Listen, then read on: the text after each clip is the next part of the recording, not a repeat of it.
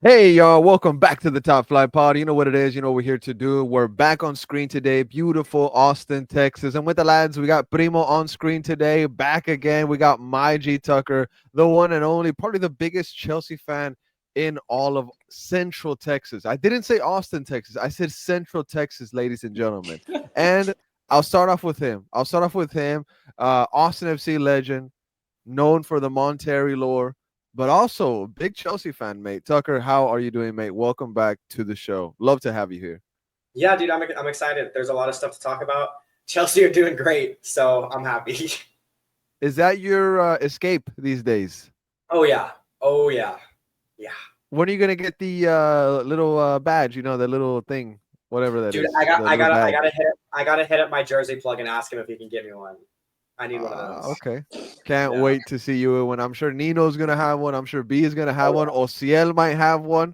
4 years. Ociel 4 years. supports Chelsea. Supports Chelsea. That's insane. 4 years is way too much. It's way too much. If it was Uh, Madrid, you'd be flexing it. it would look better on the Madrid jersey if we're Okay, being 100% real. okay, okay, The okay, Chelsea colors clash with the badge if okay, I'm being 100% okay, honest. yeah, okay. Primo, what's up, mate? Welcome. You got the throwback United jersey with the AON sponsor on the front. Throwback Sick jersey, United. beautiful. Reminds me of the Chicharito days with the Red Devils. Of course, here to talk Austin FC as well. But how are you doing, mate? I'm doing good, man. I actually got this jersey for like $20 at like a What? thrift shop. I picked it up quick, but yeah, I'm doing all right. Doing good. It's a good Monday. Ready to talk some football. A lot of exciting stuff happening. Oh, Maybe not for Austin FC, but definitely around the world. Oh, we're gonna talk Austin for sure. And you had to be on here, mate. You took over the fan reactions for this derby game against Houston, and I gotta ask you what the fan emotion was like. But before we get into the match and stuff like that, want to send a shout out to the folks on the Discord, the folks on the Patreon. Shout out to everybody on there. Thank you for the support. Of course, the coverage for Austin FC wouldn't be possible without everybody on there.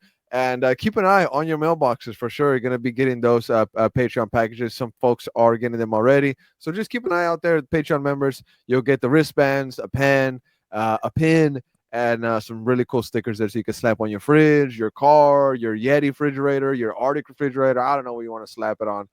Your dog, who knows? Who knows? But, anyways, let's get into the game, gentlemen. We got a lot to talk about for sure. Austin FC against the Houston Dynamo. Now, what started like a dream, what would look like a perfect start to a derby match against a huge rival, ended in disappointment. And I know it is a draw. I know it is a point that you take.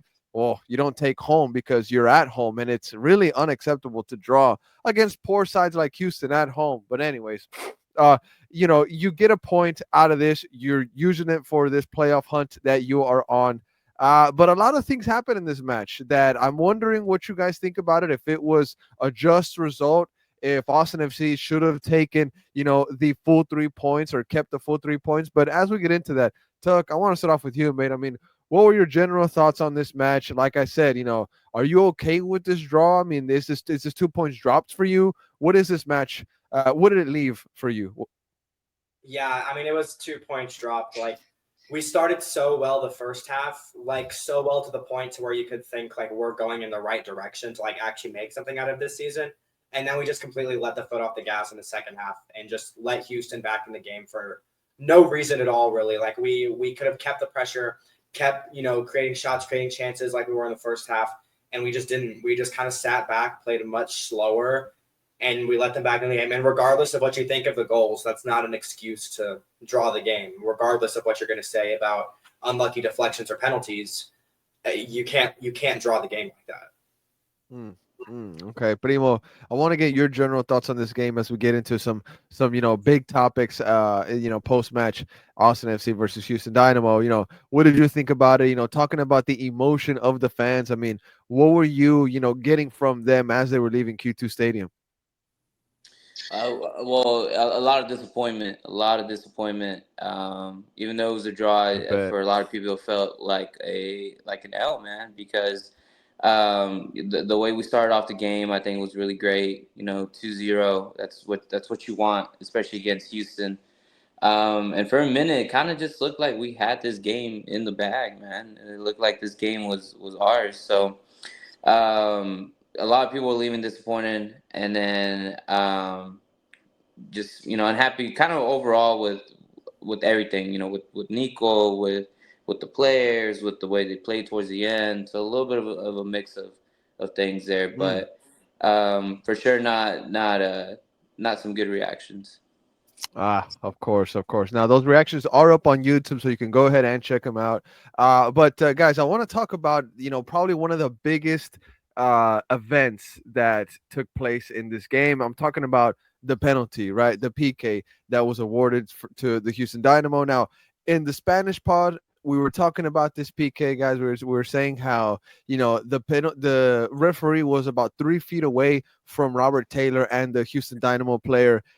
He pretty much waved it off. He said that, hey, get up and keep on playing. But then VAR got involved, and it still took like probably another 5 minutes to really get a good indication of what the referee and what VAR had seen in this, and they end up calling a PK that Jack McGlynn converts the first of his 2 goals scored against Austin FC that night. But gentlemen, I just want to ask you. I mean, Tucker, I'll start off with you, mate. Was it a PK? Was it clear and obvious? I mean, was this a rightfully called PK? It's a dodgy one because like yes, there is contact, but it's very clearly simulation, and the ref sees that. I don't want to blame this game on the penalty call or the ref, but like if VAR is having to take 6 minutes to convince the referee that it's a penalty, it's not a penalty. Like you're doing too much. Like I would really like to hear the audio recordings of the conversation between the ref and the VAR, because if it's taking 6 minutes, it's one thing if it's like if you need different camera angles. There's one angle, right? There's one angle. It's very clear. There's minimal contact and it's a dive. Like it's that pen 9 out of 10 times doesn't get given, right? It doesn't. So I don't know why with VAR they're like they're making the game about themselves. That's literally what them and the referee did. That's all we're talking about now. They just completely made the game about themselves. And I mean, you see this in the prep week in, week out with VAR, but you don't expect this here. Like VAR, it's good, but that was just ridiculous. It was just poor management. It was tough. It was tough, man. 100%. And the referees definitely got a lot from Coach Nico. He was saying that, hey, they have meetings with Pro and that they always say that it has to be clear and obvious. And he also mentions how Austin FC has had, recent penalties called against them in consecutive games. And they've been doubtful. They've been doubtful. So Coach Nico's kind of saying, hey, we've been getting these unlucky calls. And you just kind of maybe have to side with him. Hear this quote. Just a piece of what he said. The full response is up on our Instagram and on Twitter, Blue Sky as well. Coach Nico saying that he thinks, first of all, it's 2 games, one before the PK and one after the PK. So he's putting a lot of weight on the impact of this penalty kick, that the kind of impact that it had on the match. And in the press conference, our very own Diego Valencia in Spanish, he asks Coach Nico if he thought that after the PK that everything was destabilized because there were some defensive mistakes after the PK. Diego noted that, asked Coach Nico, and Coach Nico's response was very, very interesting there. But gentlemen, I do want to ask you about the blame that Robert Taylor maybe if there's any to kind of throw his way, because he's a player that's coming off of the bench. You can call this unlucky, this kind of contact in the box unlucky, but there was other instances where Robert Taylor just maybe looked a little bit, I don't know, I don't want to say uninterested, but he was giving up. There was one play that Danny Pereira feeds him the ball, he kind of gives up on it, looks very, very sluggish on some play. I guess I just want to ask you guys, I mean, is there any blame to throw at Robert Taylor for the way that Austin FC ended up destabilizing? Tuck? I mean, I don't want to say yes on the penalty, but like everything else, yeah, he was really bad. Or I guess what's today, Monday, not last night. You know what I mean? He was really bad. Saturday. Yeah. He was not good. He was very slow on the ball, which I've been giving him praise for being kind of smooth on the ball over the past few weeks when other people have been criticizing him. But I mean, yes, I agree that Danny took way too long to play the pass. Like I 100% agree with that. But it wasn't fully out of Robert Taylor's reach. Like he could have at least made an effort to get there. Even if he doesn't get there, like at least make the effort for it. He takes what 3 steps and then decides he can't get to it, and then just the whole night it was just slow pace. Like he just was not up to speed. And then Hmm. I heard some things that he might have gotten an injury. Like what's going on with this? Because we signed him and he's been injured pretty much the entire time he's been here. He's played what? Like barely. He's played like less than 5 games, and he's been out for an injury. He was out for an injury the first month that he got here. Like, what were we getting out of this signing? I don't No, want to see, call. Yeah, go what it ahead. was, mate, was what it was. We can't confirm any kind of injury or anything. We will probably get more information midweek. But there was a giant, no, I want to say giant, but there was a big block of ice that was taped to his ankle. So I'm sure probably, maybe like a harsh tackle that maybe didn't get caught. I know these derbies can get very, very physical, especially late in the game when a team like Houston is just trying to claw back in the last 10 minutes. But we'll see if there's anything more to it. But hopefully Robert Taylor was able to recover from the battle wounds of Saturday. But I have to agree with you, Tucker. I mean, I still haven't seen that Robert Taylor from the Leagues Cup with Inter. I haven't seen that guy Robert Taylor with his Austin FC team that makes me jump out of my seat. That says, "Wow, that's a guy that should be in the top list of players that are top paid players for Austin FC." It's just I haven't seen that guy, and I'm still waiting for it. I'm still waiting for it. But I don't think we're Primo, gonna see that. I don't think we're gonna see that guy. I Primo, do don't. you think Primo, do you think that we'll ever see him? Robert Taylor?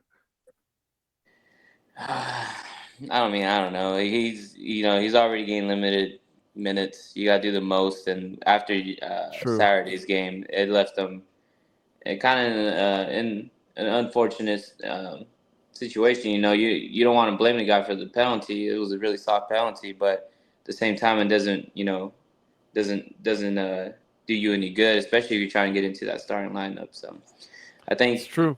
he really needs to step it up. We're already winding down towards it's the end of the season, and I don't see this guy starting. To be honest, I don't see him getting in the starting lineup. Maybe a I few have to subs agree. in, but it's looking tough for him.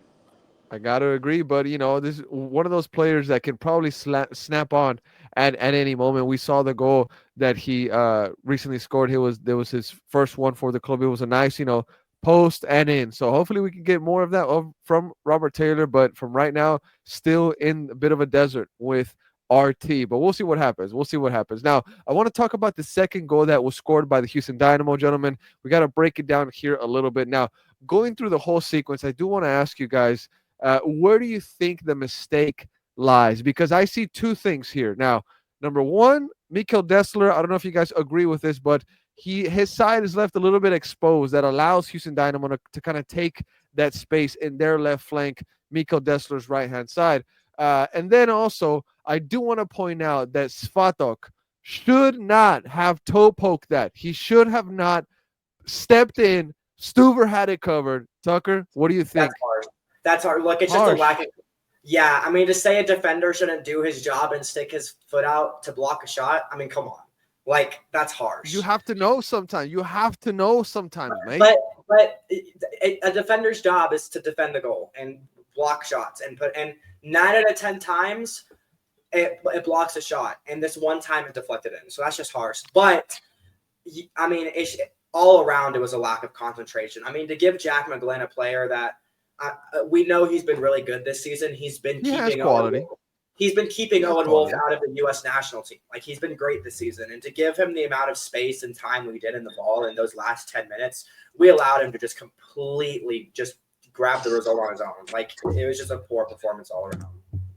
100% mate. And if anything, if there's any scouting report out there on McGlynn, is that he has a shot from outside the box. So Yeah, I'm wondering why we were not tracking his run into the box, which he starts from the midfield just jogging, jogging. And it made me think of typical Pedri goals with Barca, not a Real Madrid reference, typical Pedri goals with Barca, where he would slowly jog to the top of the box, and they would feed that ball back to him, and he would just just kiss that ball, almost pass the ball into the back of the net. And I do want to point out, guys, Primo, I don't know if you agree with me. I know Tucker kind of sounded like he didn't, but I understand where Tuck is coming from, where a defender has to do his job, and that's part of Svatok's role here. But I don't know, Primo.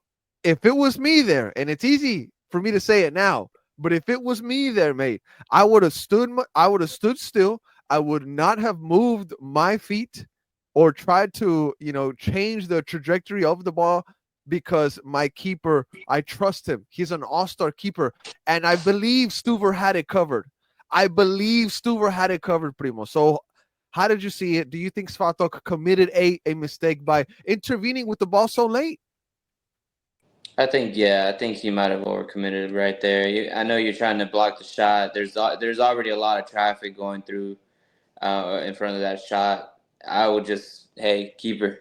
You And got to trust your Stewart's keeper, great. mate. I think Stewart did pretty decent the whole night. I mean, you don't want to, he's got those. So a little unfortunate. It does take a little bit of a deflection, but then again, you gave the opposition that much space to take that shot in the first place. You gave It's them true. that much space to even make that pass into that shot. So um, it's a little bit of a mix of things, but yeah, I wouldn't have done that. I would, Look, hey, we thank say you, we Primo. wouldn't have Thank done you, that, thank you. but Yeah, it's easy No, for you us to guys are say it being right now. harsh. it's You easy guys for are us being to say, Now, harsh. right? now, shout out to our good friend Hudson from ATX FC News. He had a really cool post where he asked fans for their hot takes, and there was one that made it on there about Julio Cascante. That if you put everything together, everybody's body of work, Cascante is low key the best center back that Austin FC has had. Now, I'm not trying to advocate for Svatok to be sent to the bench and be forgotten 100%. But I do like the competition between Svatok and Cascante. And hey, who's to say that against Dallas, Cascante doesn't get a go? Tucker, would you like to see that, or you are sticking with No, Svatok? no, no. No, no. Cascante, like he was good for a couple seasons, but now I just feel like he's just too slow on the ball, and like his passing it's decreased, and like his defensive actions and just like reactions, like it's not at the level of Svatok. Y'all are just being harsh on Svatok because you've had time for the last 2 days to think about what you would have done, but you have Svatok. You have that's how long you have to think of if you're sticking your leg out or not. That's a really good point. That's a really good Yeah. point, mate. 100%. But right then and there, that's what you get paid. That's your profession. You got to know when to intervene, when not to. Here is something that I would have done. Just me, okay? If I'm on the edge of the box, I'm intervening, because if I get contact on the ball, I give my keeper at least 1 or 2 seconds to intervene. Svatok is right in front of Stuver, You've and had two it's days to half a think about what second. you've had two Ah, days to think about what you would do. Svatok has literally a second. It's just okay, instinct. I want to put out a question to all the goalkeepers listening to this. If you've ever played a goalkeeper, if you had a center back in front of you, the same distance as Fatak was in front of Brad Stuver, what would you have liked your defender to have done? Just But let you're us know in the comments. Let us know in the comments. That's it. That's it. That's it. Let us know in the comments, please. If you're a goalkeeper, what would you have liked your defender to have done in that situation? But all right, guys. Uh, a little bit of criticism that I heard from the fan base, guys, was what Coach Nico did with his substitutions.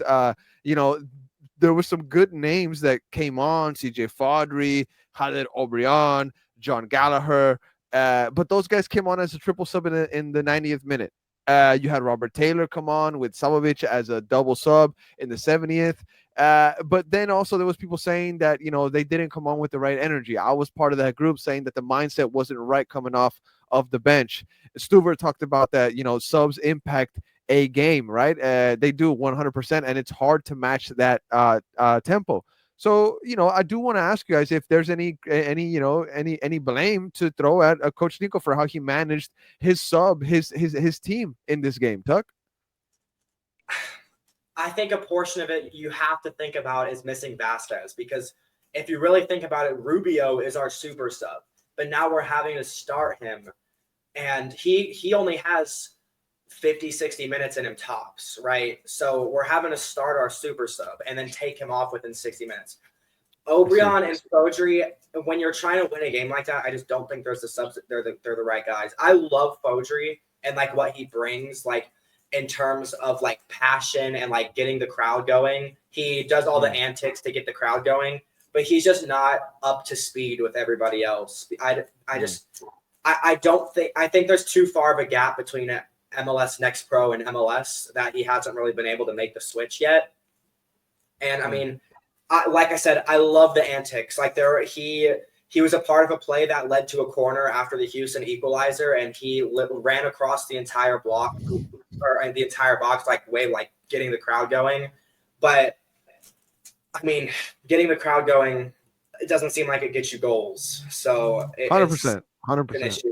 And then Obrion, like, he was just poor all around, to be honest. Like him again, like his decision making in the last 10 minutes was awful. There were a lot of times where there was multiple times where he had Gallagher bombing down the wing on his own, and he chose to cut in and just ran straight into a pack of defenders and lost the ball. A pack of defenders, literally a pack of defenders, Tucker. No, I'm being dead serious. I'm not exaggerating. 100%. There was a left back, a midfielder, and another center back that had all went into like a small pack together, and Obrion literally just ran straight into them and lost 100%. The ball. And he did it multiple 100%. Times. It was ridiculous. I agree 100%. I saw that too, mate. Saw that too 100%. Now, Primo, is there anything you would like to add on, Coach Nico, maybe the way that he managed this game? We saw substitutions, but they were very late. Also decision making by some of the players, that came on off of the bench. Is there anything that contributed, Primo, what do you think, maybe to this 2-2 that, Houston came back on Austin? Anything there?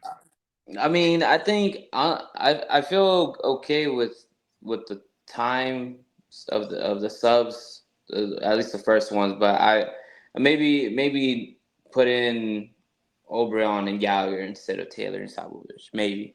Okay. I think the time was decent. I mean, we kind of had a hold of a game still at that time, and then. But after, it's like it was just too late. I think it was just too late for the last three subs to do something. Yes, they were trying. Yes, they were trying to create something there between them. But I feel like if you would have put in these guys in maybe a little bit earlier, get the 3-0, put the game to sleep completely, bam, there you go. Now, go ahead, Tucker. Yeah, I was just going to say, I also want to say about the subs, I thought the Obrion substitution for Bakari was terrible because I understand that Bakari was tired and played the full 90, but I mean, he's our biggest threat right now. And I mean, I understand he's tired, but there's 9 minutes left in the game. Just play it. It's 9 minutes left. Just do it. He's by far our most informed player right now. The assist he got was literally the best assist we've ever seen in this club. That assist was insane. It was insane. 100%. It was nuts. And taking him off, I thought was a poor choice, especially when we needed a goal. Especially, mate, when you're a designated player in this league, you got to go 90 minutes. 100%. Now, he went 90 minutes, to be fair, but just I don't think it was. I think it was a Nico sub, not Bakari coming on, wanting to come. Yeah, off. I'm sorry. He did go. You're right. Technically, he did go 90 minutes, but I'm saying what I meant to say was you got to finish out games. Yeah. When you're one of those guys, yeah, no, 100%. And I don't know, mate. Have we got to the point where we know what we're gonna get from Obrion, and we just rather not use him as like a substitution? Are we at that point? I don't know why he's still here. I feel like we could get rid of him and replace him with someone better. Let's be honest. Are we being harsh? What have you seen from him this season that says he deserves to stay here?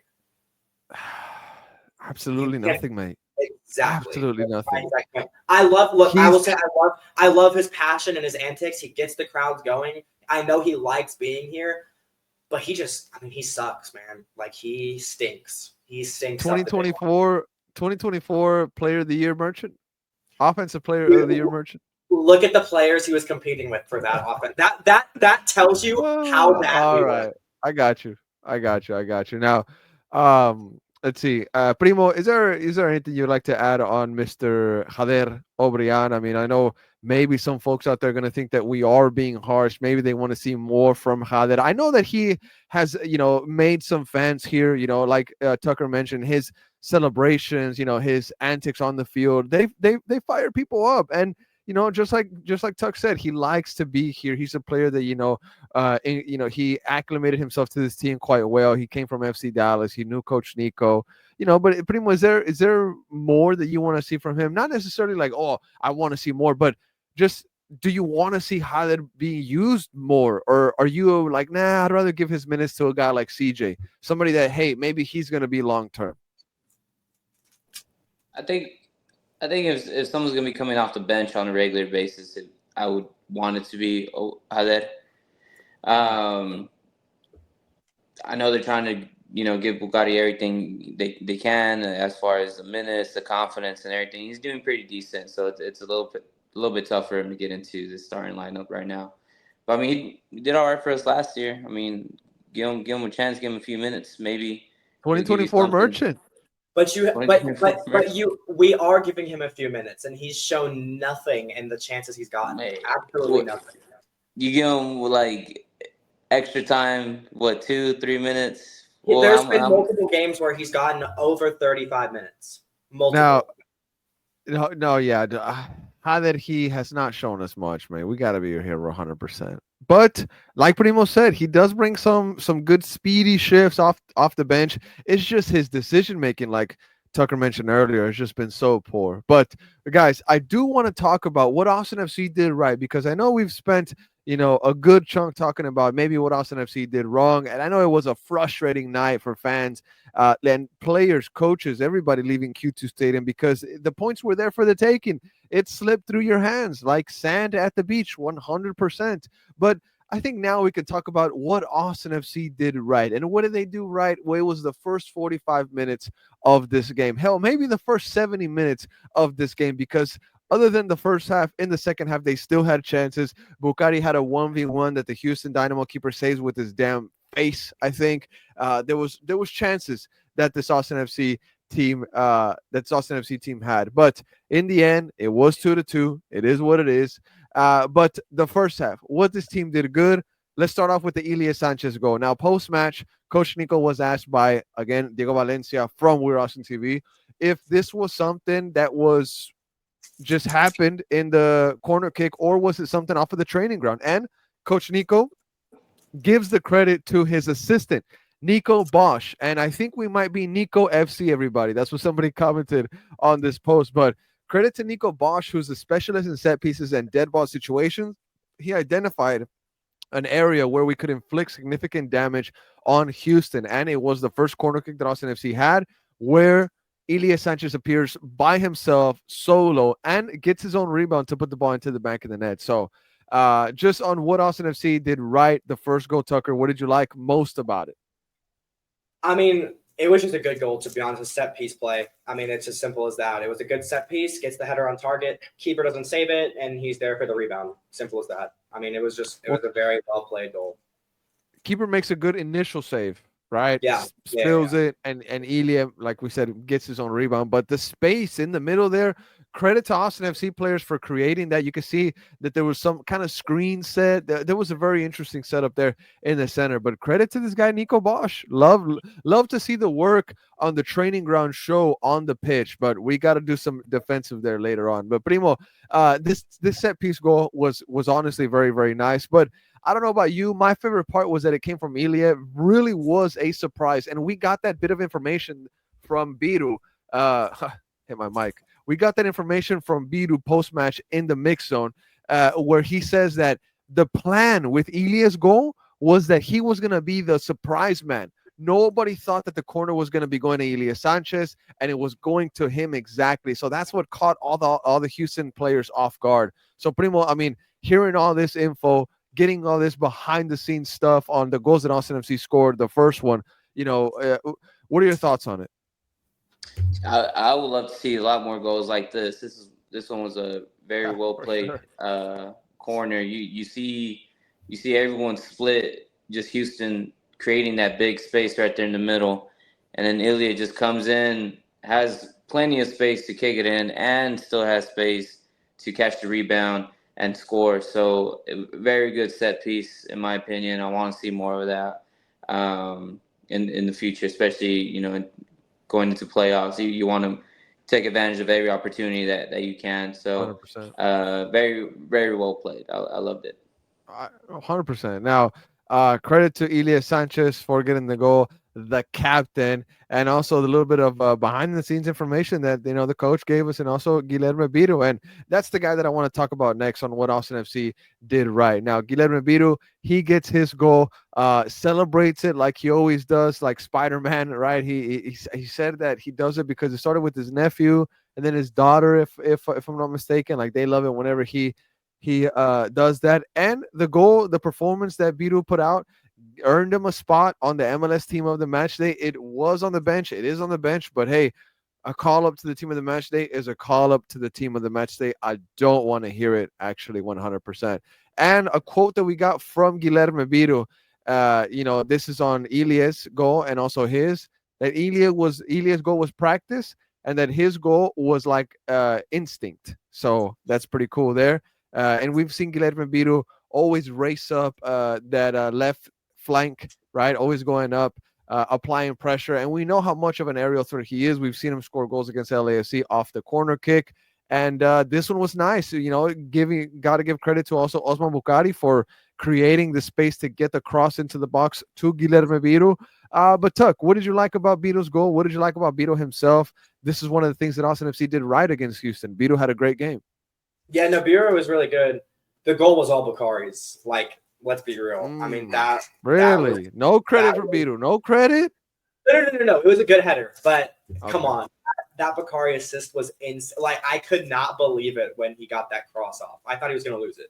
That was nuts. But yeah, no, Biru was great. It was a good box crashing goal. Like it was a great header. Good performance all around. But I mean, towards the end of the game, I mean, he was gassed. But I mean, it is what it is. I mean, I don't know why Kolmanich wasn't brought on sooner, especially to switch out position with him. I don't know what the deal with that was, but that's a whole other conversation. But no, he was great. He was great all around, really up until the last 5 minutes when he was just exhausted. Now, actually, Kolmanich would have loved to have seen him. Wasn't even used for this game, Yeah, mate. Wasn't even used Kolmanich. So maybe we see him starting against FC Dallas. We know that sometimes that's how these things work.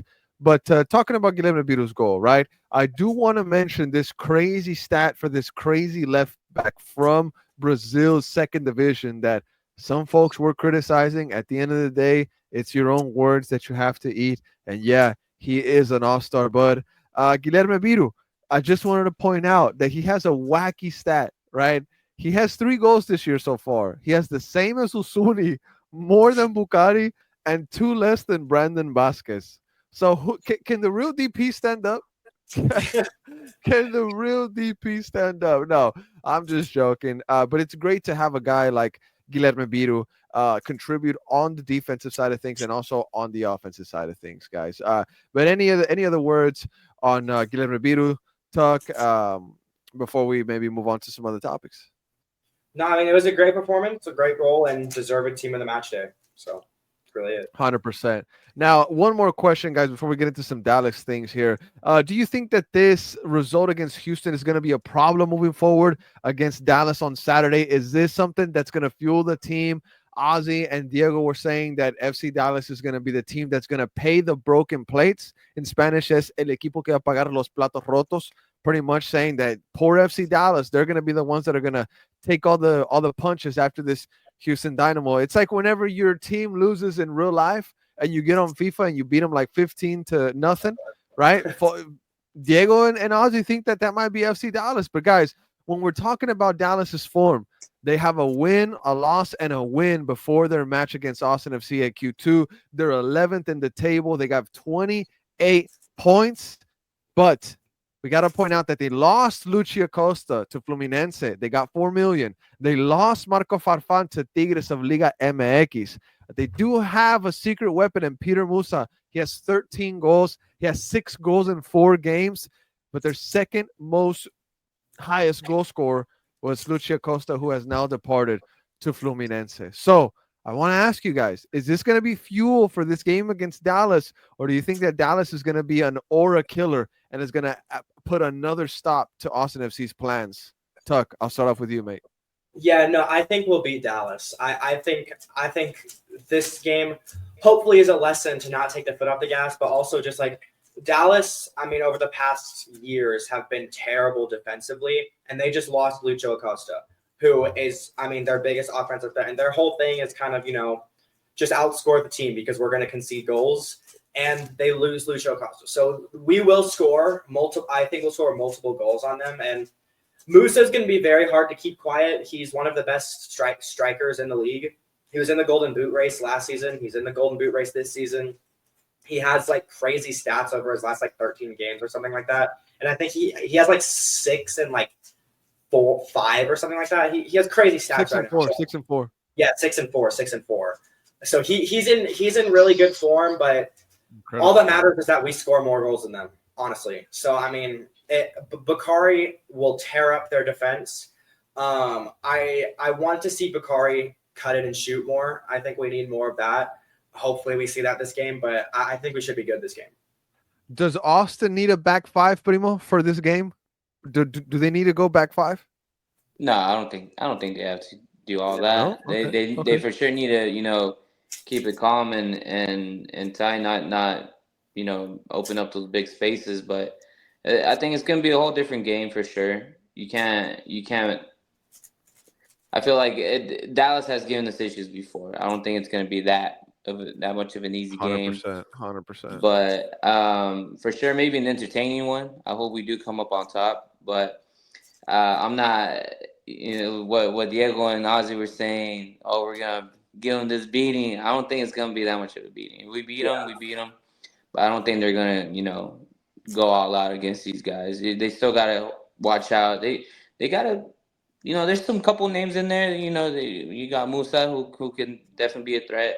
100%. Abubakar. Abubakar. He was actually in the team of the match day with Biru. With Biru, and I like players like that, like Abubakar, who have been in this league for so long and are really good. Are can be scary sometimes. So Bugatti may have a game against him. I think he's the guy that's going to be covering on that side. But it's going to be a lot of fun. For sure, yeah, for sure. I don't think it's going to be a walk in the park with Dallas. You also you can't forget these players have to stay focused on Minnesota because that's 3 weeks away. That's now. Tuck, would you rather these guys be focusing on what's in front of them right now, which is the little playoff run that they're on right now, or Open Cup, because that's still a couple weeks away, mate? I think keep it professional and win the game, but Minnesota has to be that needs to be the goal for the next. I mean, that needs to be the goal. That is the biggest game. That's honestly, let's be real. That's the biggest game in our history. Let's be completely honest. It's completely. Whoa! It is. It's a semifinal. It's a semifinal of a cup for a chance to win the trophy at home in Austin. The Western Conference Final, mate. Remember that one too? That was away from home in LAFC. That was away from home, and the MLS Cup would have been in Philly. But the Minnesota one, that's also away from home. Right. I see what you're saying. You'd be coming back home to Austin. The Western Conference Final, you're not bringing the cup in Austin. The final would be in 100%. Austin if we win the semis. It doesn't get 100%, bigger. 100%. But is it the biggest game in our history? It has to be. It has to. Not only. That's a good question. Not only do I think it is, the players need to look at it like it is. Okay. That's a really good question, mate. Really good question, Tuck. Primo, is it the biggest game in Austin FC's history? I don't know. I don't know. It's definitely up there. I would say that conference final was probably the biggest one. But this one's definitely up there, man. I had a lot of people. Tucker makes a good argument for it. He makes a good argument. I'm not gonna lie. I don't know if Tucker was part of this, but I had a lot of people during the interviews saying, "Hey, scrap the season, man. Let's go all in this Open Cup. Season's done after this Houston draw." I had people saying, I don't think we need to scrap the season, but that needs to be our biggest priority. Like, we could lose the next 3 games. I don't care. Win the Minnesota game, and then after the Minnesota game, the final isn't until like right before decision day. So you can focus on that because the final, if we get to it, I don't care how we play. Just win it. Does not matter. Like we could And play it's the in worst Austin. ball. It's in Exactly. Austin. And that is all that It's in matters. Austin. You know what I was Exactly. thinking actually? The past couple of days we've been talking about that possible Open Cup final just real quick. And I was telling the people at my job, how, big this is, there's their uh first time there and whatnot. And then in my own head, I was starting to think about the culture in Austin. And if a final would ever get here, what would the Austin fans do to get the other team off their mojo, to get them off of their element, right? We've seen demonstrations like the PSG Ultras when they didn't let Real Madrid sleep. You remember that they had Yeah. fireworks outside their hotel all night. We've seen the New York City FC fans almost stop the inner Miami bus, right, and just throw flares in front of them or whatnot. We've seen even crazier demonstrations like when Mark Bartra, he had that tragic, traumatizing event where fans were throwing bombs in their freaking buses or whatnot. So I'm wondering just what Austin FC fans would be thinking about doing to try to get this team off of their element. Something safe, something that wouldn't, jeopardize anybody's life, but maybe like playing trumpet outside the hotel all night. That's something that I think Austin FC fans could do. You know what I'm saying? So Yeah. if the final would come to Austin, you get what I'm saying, Tucker? I think there would be a few people that would sacrifice their sleep the night before to do that. I think there would That's be. what we would have to do. Maybe get some noise Look, maker all night. all, That's what you got to all that do. matters if we win it. I do not care how we win it. I don't care what behind the scenes antics go onto it. All that matters is that we win it. And that's why I'm saying it's the biggest game in club history, because you're talking about a final for the first trophy in club history. The first trophy in club history. Like that, like even that too. It's not like we've won Fair, trophies fair, before. fair, 100%. Primo, anything that you want to add on to this topic? I mean, it's shaping up to be the biggest game. I don't know. First you got to get there. First you got to get there. But thoughts on that, Primo? We gotta get there first. It's exciting, man. It's a lot of building up. I know, like you guys are kind of already booked to go out there. I'm trying to get, I want to be out there. There's a lot of people that want to go out for this Minnesota The game, tickets went up recently, and bro. They We went have up a to like lot of people 220. going. I'm not going to They be went able up to to go like to this whole 220. week, but there's a lot of people going. yeah. Yeah, we got So some. We got some guys booked already.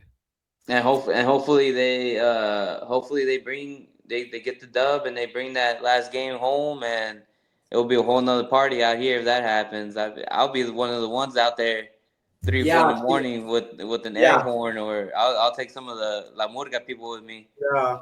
Get That's what some we trumpets need. going out there. That's what we I will need. But say, first, I, real quick, because if you're thinking about the Minnesota game, it is very important that we're getting in goal scoring form right now, and Dallas could lead on to that. 100%. 100%. Now, score prediction, real quick, for the Dallas game. I know that the probability on Google has Austin FC up like 52% to 24 for the draw and 24 for FC Dallas. So, score prediction, what do you guys got? I'm going to throw mines out there first. I'm predicting a little bit of a high scoring game. I'm going to go Austin FC 3-1. 3-1 ATX. I'm taking a 2-1. I think we'll get 2 goals. I think Musa will score a goal, but I'm taking a Fair. 2-1. Fair. Primo? I'm gonna go with the 3-2. I'm gonna go with the three Four? two. For who? For who? Austin, of course. Ah, Austin okay, winning three okay, all two. I right, think they're all gonna. right, all right. I think it's gonna be a lot of goals this game.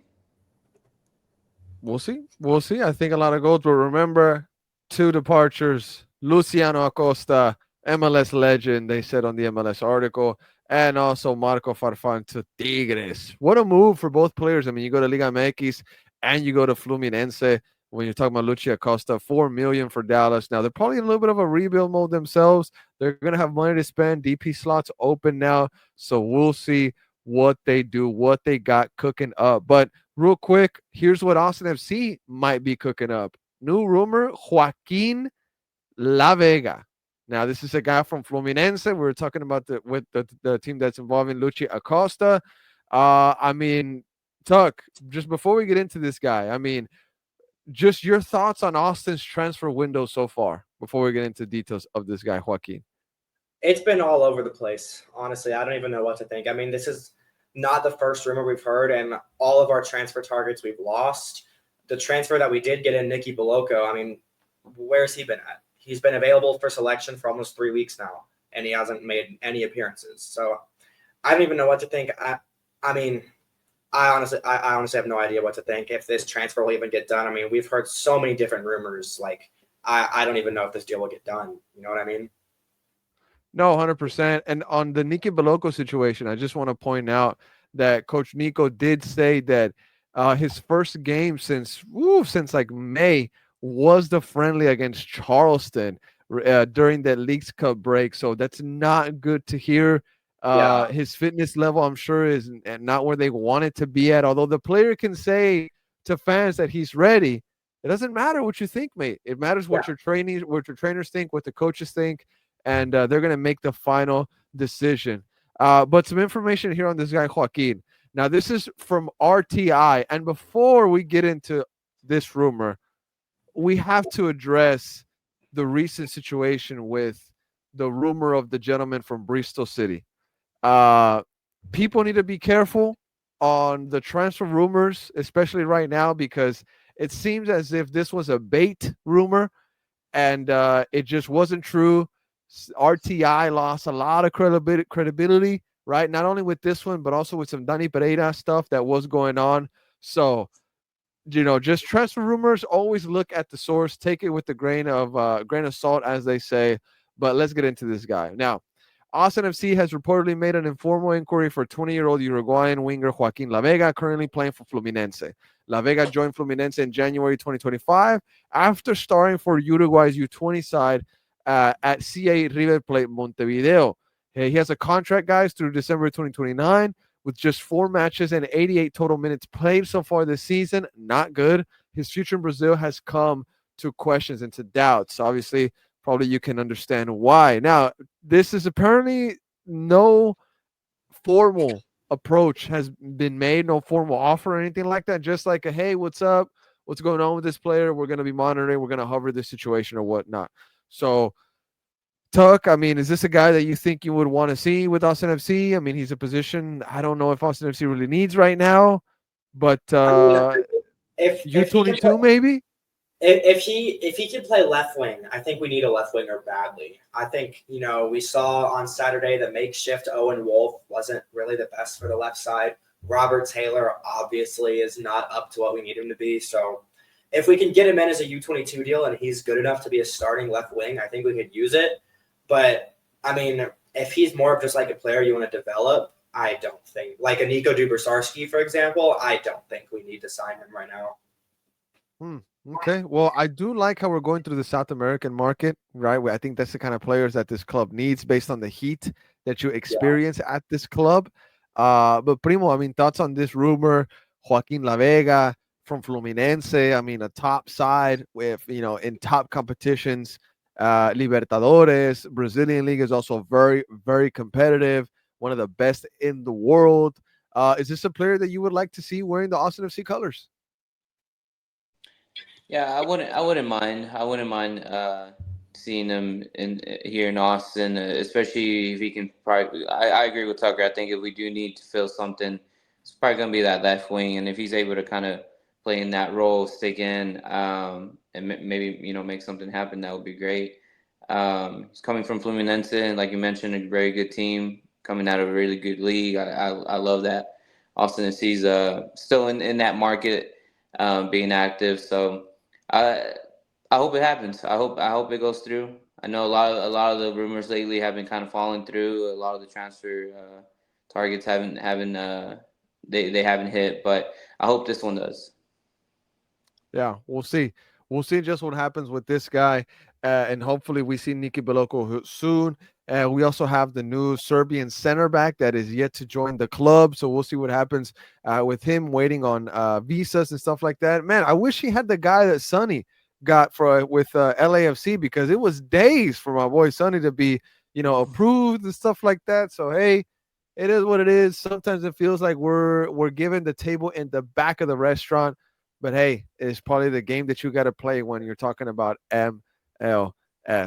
But let's see, gentlemen, just maybe a couple last things on Austin FC. FCito, they dropped points. Well, they picked up a point, but they dropped the extra one in PK shootouts. Jorge Alastue, he gets the goal, though. Big shout out to him in the 91st minute. This team didn't give up, but in the end, they were bested in the PK shootout. Birthday boy Charlie Fowler unfortunately couldn't get any stops. It is what it is. He's done it before, though. You know how this next pro league works. But Austin FC is in a good position. They're fighting for playoffs. They're in control of their own destiny, but they face some top sides in the next phase of the season. Well, what's left of the season, right? So we'll see what happens. Best of luck to those lads. Jorge Alastue, a player that I'd love to see involved with the first team, but I know the jump is massive from next pro to MLS. Tuck, any thoughts on Jorge Alastue? I know maybe you've seen him maybe a couple of times. Yeah, he's a solid player, but like you said, it's just it's not convincing enough because of the gap between MLS Next Pro and MLS. You know what I mean? So He has 7 goals. 7 goals yeah, this season. no, I know he's a good player. I don't tend to get too high on FC2 just because the gap is so big, and I mean, we all know we have a terrible history with academy players. So Yeah. I try not Well, to get. one thing about this guy, Tuck, and you like a lot of people know he's from La Masia, from Barca system. So, there's there's got to be something in there. And I wonder what the plan is with this guy because, if we're just wasting guys' time here, that's very unfortunate. But I would love to know what the plan with Jorge Alastue is because I think he has talent, but we need to develop it even further if he's going to make that jump 100%. Yeah. 100%. Primo, anything you'd like to add on Mr. Jorge? I mean, I hope he keeps doing the same for Fcito. It'll probably buy him a ticket into the bench, maybe of that first team. Like Tucker said, it's hard to get excited about these moves because they rarely happen. So, True. but it's looking for good for where they're at, Fcito. I hope they make it some playoffs and make it into a comfortable spot. And hopefully they get another chip, man. They've done it before, so They got it. Yeah. Yeah. um, Look at the I think star. they Look at the got a star. good little Look at the group going on. star. Look at the star. And honestly, I don't know why those Fcito jerseys aren't for sale. I would have bought them already. I would have bought Yeah. some. I think they're nice. Always been nice. It is what it is. But good luck to those guys. They got some tough games coming up. They got Ventura County. They got LAFC too. Well, actually, they battered LAFC too. But they have a lot of teams that are at the top of the table in the Western Conference. So good luck to them, and we'll see just what happens there. Now, guys, that's all for Austin FC. I just maybe just one last thing. I wanted to send a shout out to Ados Toques Foundation.